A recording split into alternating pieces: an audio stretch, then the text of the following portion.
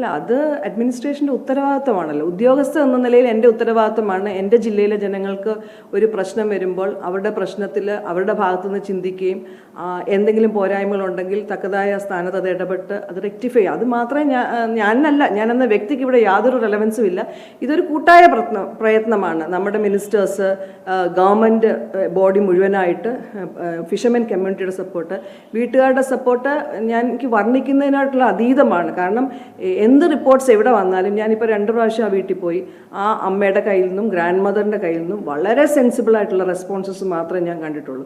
അവർ പറയുന്ന കാര്യങ്ങൾ ഉൾക്കൊണ്ടേ ഒക്കത്തുള്ളൂ. കാരണം അവർ കടന്നു പോകുന്ന ട്രോമ എന്ന് പറയുന്ന ആ രീതിയിലുള്ളതാണ്.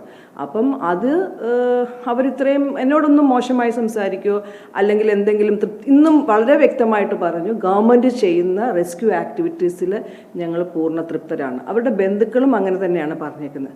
അപ്പോൾ അതിനകത്തൊന്നും പ്രത്യേകിച്ചൊന്നും പ്രശ്നങ്ങളുള്ളതായിട്ട് എനിക്കിപ്പോൾ തോന്നുന്നില്ല.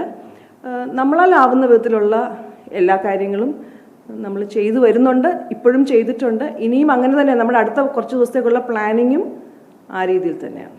തീർച്ചയായും. അപ്പം അമ്മ ഇത്ര കാരുണ്യ പ്രവർത്തനങ്ങളിലൊക്കെ ഒരുപാട് മുന്നിട്ടിറങ്ങാറുണ്ട്. അപ്പൊ ഇങ്ങനെ ഒരു ആവശ്യം പറഞ്ഞപ്പോൾ തന്നെ പെട്ടെന്ന് അതിനാവശ്യമായ, അതായത് കഴിഞ്ഞ ദിവസം രാത്രി വൈകി കിട്ടിയ വിവരത്തിന്റെ അടിസ്ഥാനത്തിൽ ഒരുപാട് തൊഴിലാളികൾ ഉൾപ്പെടെ പല സ്ഥലങ്ങളിൽ നിന്നുള്ള സംസ്ഥാനങ്ങളിൽ നിന്നുള്ള തൊഴിലാളികൾ ഉൾപ്പെടെയുള്ളവർ പണിയെടുത്തിട്ടാണ് പെട്ടെന്ന്. അതെ, അല്ല, നമ്മുടെ ഒരു കൊല്ലം ജില്ലയുടെ പൊതുവേ ഉള്ള ഒരു ജനങ്ങളിലെ മനുഷ്യത്വത്തിൻ്റെ കണിക ഇന്നും നശിച്ചിട്ടില്ല. കാരണം മൺസൂൺ ആരംഭിച്ച സമയത്ത് സത്യം പറഞ്ഞാൽ കൊല്ലം ജില്ലയിൽ കാര്യമായ മൺസൂൺ ഇല്ലായിരുന്നു. ഈ പറഞ്ഞ കടലാക്രമണം രൂക്ഷമായിരുന്നെങ്കിലും വെള്ളപ്പൊക്കമോ വെള്ളക്കെട്ടോ ക്യാമ്പോ ഒരു ക്യാമ്പ് പോലും കൊല്ലം ജില്ലയിൽ ഈശ്വരാധീനം കൊണ്ട് ഉണ്ടായിട്ടില്ല. പക്ഷേ നമ്മുടെ അടുത്ത ജില്ലകളിലുണ്ടായ, പ്രത്യേകിച്ച് പത്തനംതിട്ട ജില്ലയിൽ നമുക്കൊരു 13-14 ബോട്ട് കൊടുക്കാൻ, ഒരു KSRTC ബസ് നിറയെ ഇവിടുത്തെ എഞ്ചിനീയറിംഗ് കോളേജിൽ ആ ക്യാമ്പുകളിലേക്കുള്ള ഫുഡ് ഐറ്റംസ്, അഡൽട്ട് നാപ്കിൻസ്, മാറ്റ്, തൂക്കാനുള്ള ചൂല്, അല്ലെങ്കിൽ ക്ലീനിങ് മെറ്റീരിയൽസ്, ബ്രഷ്, പേസ്റ്റ്, ഇങ്ങനെ ഉൾപ്പെടെയുള്ള ഒരുപാട് കാര്യങ്ങൾ കൊടുക്കാം. അപ്പം നമ്മളുടെ മാത്രം മനുഷ്യത്വം എന്നുള്ളത് അവിടെ മരിച്ചിട്ടില്ല. ഈ ഓഗസ്റ്റ് 19 എന്ന് പറഞ്ഞ വേൾഡ് ഹ്യൂമാനിറ്റേറിയൻ ഡേ ആണ്. അപ്പം നമ്മുടെ സമൂഹത്തിൽ നല്ലൊരു ശതമാനം ആൾക്കാരിൽ ഇന്നും മനുഷ്യത്വത്തിൻ്റെ ഒരു കണിക ഉണ്ട് എന്നുള്ളതിൻ്റെ തെളിവാണത്. അത് കൊല്ലം ജില്ലക്കാരുടെ കാര്യത്തിൽ വളരെ എടുത്തു പറയത്തക്കേണ്ട കാര്യമാണ്. ചില സംഭവങ്ങൾ കൊല്ലത്തെ മോശമായിട്ട് പെട്ടെന്ന് ഹൈലൈറ്റ് ചെയ്യുന്നു. പിന്നെ റീൽസുകളായാലും കൊല്ലത്ത് പല പ്രശ്നങ്ങളിലും കൊല്ലത്തെ വിമർശിച്ചുകൊണ്ടുള്ള അത്തരം വിമർശനങ്ങൾക്കിടയിലാണ് ഈ നന്മയുടെ കണം ഒരിക്കലും ഇല്ലാതെ പോയിട്ടില്ല. നന്മയുടെ കണം ഉണ്ട് കൊല്ലം ജില്ലയിൽ. അതിന് തെളിവുകൾ ഒരുപാട് പറയാനുണ്ട്.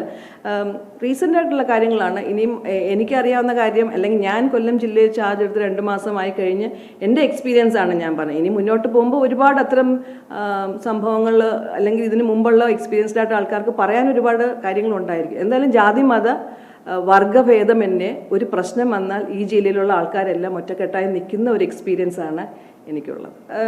സീ വളരെ റഫ് ആയതുകൊണ്ട് സ്ക്യൂബ ഡൈവിങ് ഉൾപ്പെടെയുള്ള കാര്യങ്ങൾക്ക് കുറച്ച് ലിമിറ്റേഷൻസ് ഉണ്ട്. നേവി ഇതിന് മുമ്പും ഒരു പ്രാവശ്യം വന്നിരുന്നു. പക്ഷേ നമുക്ക് സ്ക്യൂബ ഡൈവേഴ്സിനെ നേവി തന്നാലും അവർക്ക് ഈ റഫ് സീയിൽ ഇറങ്ങാൻ ബുദ്ധിമുട്ടാണെന്നുള്ള കമ്മ്യൂണിക്കേഷനാണ് നമുക്ക് പലപ്പോഴും കിട്ടിയിരുന്നത്. എന്നാൽ നമുക്ക് ഇത്രയും ദിവസമായിട്ടും ആ ബോഡി ഐഡൻറ്റിഫൈ ചെയ്യാൻ പറ്റാത്ത സാഹചര്യത്തിലും ആ വീട്ടുകാരുടെ ഒരു പ്രത്യേക മാനസിക ബുദ്ധിമുട്ടിലും തീർച്ചയായിട്ടും നമുക്ക് കുറച്ചും കൂടെ ഇത് ശക്തിപ്പെടുത്തണം എന്നുള്ള ഒരു തീരുമാനം വന്നു. അവർ പല ആവശ്യങ്ങളാണ് കുടുംബാംഗങ്ങൾ വെച്ചത്. അതിലൊന്ന്, അവരുടെ ബോട്ടിൽ ഉദ്യോഗസ്ഥരോടൊപ്പം അവരുടെ കമ്മ്യൂണിറ്റിപ്പെട്ട എക്സ്പീരിയൻസ്ഡായ അവർക്ക് കോൺഫിഡൻസ് ഉള്ള ഫിഷർമെനെ കൂടെ വിടണം. അത് ഇന്നലെ മുതൽ നമ്മൾ ചെയ്യാൻ തുടങ്ങിയിട്ടുണ്ട്.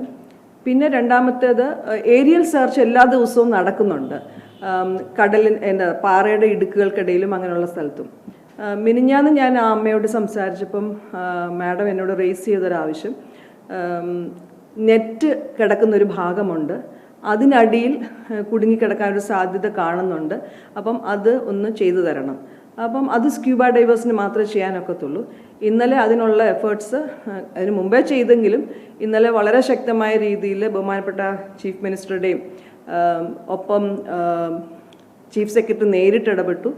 ഒപ്പം നമ്മുടെ petrochemical government of India minister, നമ്മുടെ central minister Suresh Gopi sir, ഈ ജില്ലയിലെ മറ്റ് ഷിബുജി ബേബിജോൺ സാർ ഉൾപ്പെടെ, ബിന്ദു മിനിസ്റ്റർ ഉൾപ്പെടെ മറ്റ് MLA മാർ എല്ലാവരും ഒറ്റക്കെട്ടായി നിന്ന് അതിലുള്ള ഒരു തരണം എന്ന് നിർബന്ധമായി പറയുകയും ബഹുമാനപ്പെട്ട ഫിഷറീസ് മിനിസ്റ്ററും എല്ലാവരും അതിൻ്റെ അടിസ്ഥാനത്തിൽ ഇന്നലെ രാത്രിയിൽ INS കാൽപ്പനി എന്ന് പറയുന്ന ഒരു കൽപ്പേനി എന്ന് പറയുന്ന ഒരു ഷിപ്പ് നമുക്ക് രാത്രി 10 മണിക്ക് കൊച്ചിയിൽ നിന്ന് പുറപ്പെട്ടു. ഇന്ന് രാവിലെ 2:30 മണിയായപ്പോൾ എത്തി. ഒരു 6 മണിക്ക് തന്നെ തെരച്ചിൽ തുടങ്ങി. ഇതുവരെയും തെരച്ചിൽ കണ്ടിന്യൂ ചെയ്യുകയാണ്. അതിനെയും ഇതുവരെ അവർക്കൊന്നും നമുക്കൊരു പ്രോപ്പറായിട്ടുള്ള ഇൻഫർമേഷൻ തരാൻ പറ്റിയിട്ടില്ല. രാവിലെ ഒന്ന് മഴ പെയ്തു, എന്നാലും കമ്പാരിറ്റീവ്ലി ഇന്നലത്തെ കഴിഞ്ഞ ദിവസങ്ങളിലെക്കാട്ടിലും ബെറ്ററായിട്ടൊരു ക്ലൈമാറ്റിക് കണ്ടീഷനാണ് കൊല്ലം ജില്ലയിലുള്ളത്. അപ്പം അത് ശക്തമായി ഇങ്ങനെ തുടരുന്നു. പക്ഷേങ്കിൽ സ്ക്യൂബ ഡൈവേഴ്സിന് ഇപ്പോൾ രാവിലെ 6 തൊട്ട് ഇത്ര നേരം ആയപ്പോഴത്തേക്ക് 6 മണിക്കൂർ കഴിഞ്ഞു. ഇനി എത്ര നേരം കൂടെ അവർക്ക് ആ സീയുടെ റഫ്നെസ്സിൽ പിടിച്ചു നിൽക്കാൻ പറ്റുമെന്നുള്ളത് നോക്കണം. അവർക്ക് മാക്സിമം അവർ ചെയ്യും. നാളെയും തെരച്ചിൽ തുടരും.